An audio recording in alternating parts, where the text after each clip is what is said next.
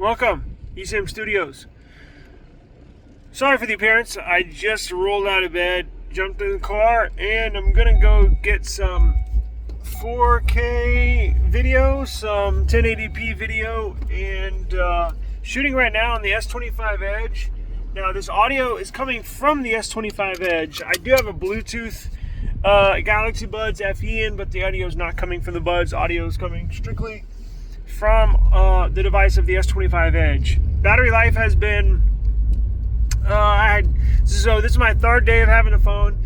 Battery life has been 2 days decent, 1 day pretty good, 1 day decent, average, and then 1 day that completely sucked, which was yesterday.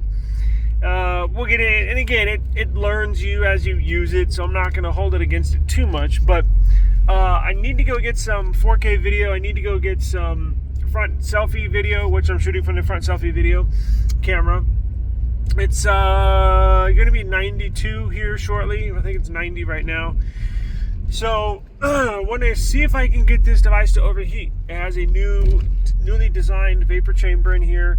So I want to see if I can overheat this thing. It has one less core. It's got the 7-core Snapdragon 8 Elite, which helps on the thermals. Does not generate as much temperature and or heat as the S25 Plus or S25 Ultra.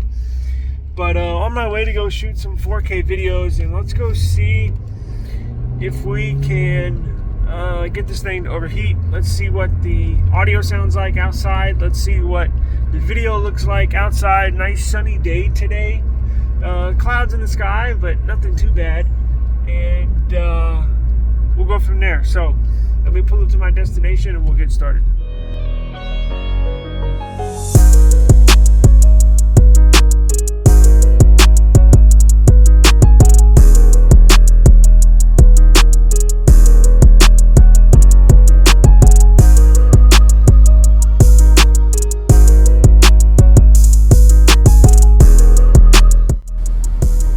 It's shooting 4K 60 frames per second, 4K 60 frames per second, 1x 0.6,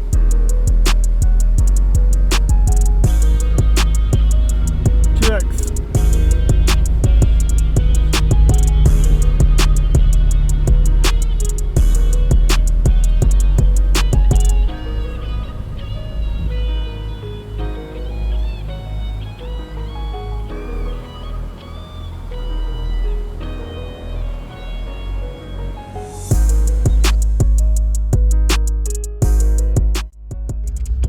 Alright, so let's go test out some of these zoom features. Now, the S25 Edge is missing the telephoto lens that comes on the S25 Plus and S25 Ultra, but it does have digital zoom, and it does have a fairly decent zoom qualities. Let me see what kind of zoom we can get over here. I got some good nature stuff we can look at. Let's go see what we can zoom in on.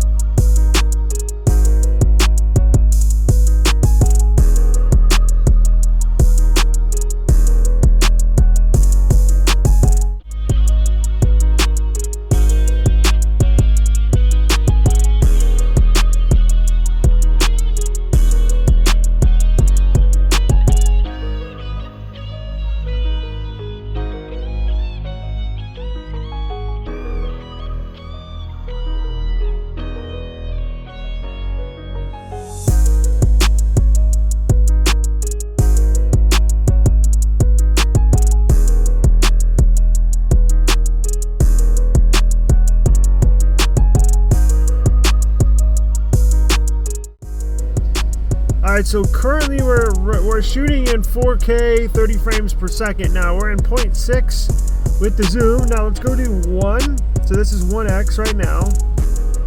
I'm gonna focus in on that graffiti writing on that fence way over there. So our 1x, let's go to 2x. You can see the graffiti a little better. Now let's go to 3x right there. Now let's go to 5x right there. Now let's zoom in a little more, shall we? The most this will go is 10, I believe. So we are at 8 right now. So that's 8x, 4K, 30 frames per second. Now let's go to 10x. This is the max it will zoom at 4K 30 frames per second. This is the maximum you can zoom in is 10x 4K.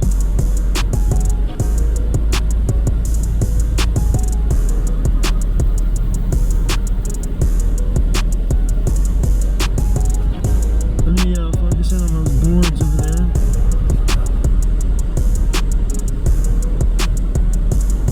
And then I'm going to zoom out just to give you an idea of how far of a crop that is. So I'm going to zoom out all the way to 1x and then 0.6. Now we can zoom in on something a little closer, possibly. Let's see if I can zoom in on that trailer over there. 2x. There's 6x. And there's 10x. Now if you want to get an idea of the transition, I don't think it's switching lenses, so you should get a nice and smooth transition. Sometimes when you switch lenses, like if you're on a Pixel 9 Pro XL and you go past 5x, you'll get that little glitch or switch, and you can notice it is switching lenses. On the S25 Ultra, it does the same thing. When you zoom in past a certain amount, it will actually switch to a different lens via better magnification, but you can also tell when it switches lenses from a slight glitch. The Pixel is the worst. The S25 Ultra has basically gotten it down to where you don't see any transition, and I don't think there is any transition on this because I think it's using the same sensor. Now we're shooting 4K 60 frames per second. Sweating my ass off. It's about 95 out here today. Trying to get this thing to overheat, and so far it's held up pretty good. It's gotten warm, obviously, because it's hot as hell outside, but when some other devices have gotten noticeably hotter, this one still remains warm, but again, not hot to the touch, but that's to be expected, getting warm.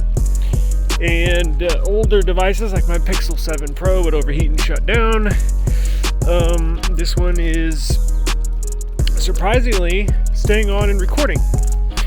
Now, it does have one less core, as I've mentioned before, than the typical Snapdragon 8 Elite. So this has got a 7-core 8 Elite, and I think that one decision, well, paired with the vapor chamber in here and a super energy efficient display, I think really helps this device.